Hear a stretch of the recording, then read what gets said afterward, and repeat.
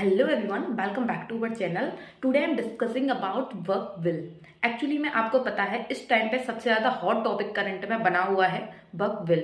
तो work will क्या होता है, ये न्यूज़ में क्यों आया है, उसके बारे में थोड़ा जानते हैं। सबसे पहले वर्क विल में एक तो वर्क संपत्ति होती है और एक होता है वर्क बोर्ड।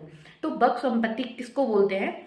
जैसे कोई भी अपनी किसी संपत्ति को, मतलब जो चल या अचल, जैसे करेंसी हमारी ये क्या होती है, चल होती है, और अचल जैसे कोई भूमि का टुकड़ा किसी धार्मिक उद्देश्यों के लिए समर्पित करना चाहता है, मतलब जो दान दे देते हैं उसको ही हम क्या बोलते हैं, उसको ही हम बोलते हैं वक्फ संपत्ति।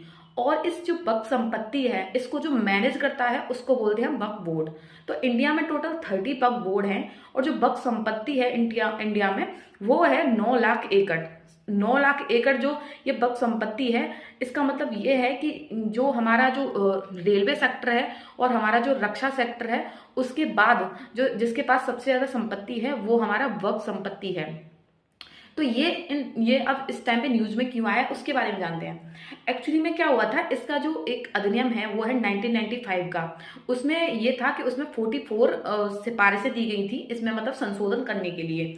तो उस टाइम पे जब ये अगस्त 2024 में ये लोकसभा में आया था, तो इस पे विपक्ष ने बहुत ज्यादा मतलब इसका विरोध किया था। तो इसलिए इस विधेयक को संयुक्त एक कमेटी को दे दिया गया था, जिसकी अध्यक्षता कर रहे थे भाजपा अध्यक्ष जगदम्बिका पाल।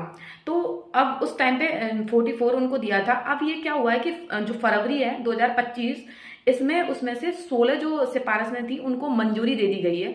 इस वजह से ये हॉट टॉपिक बना हुआ है। तो जो ये 16 जो सिफारिशें जो मंजूरी दी गई है, इसको आप इन डिटेल में पढ़ सकते हो। इसमें हमने सिर्फ शॉर्ट में ये जाना है कि आखिर ये होता क्या है। आई थिंक आपको थोड़ा बहुत समझ में आया होगा। Thank you.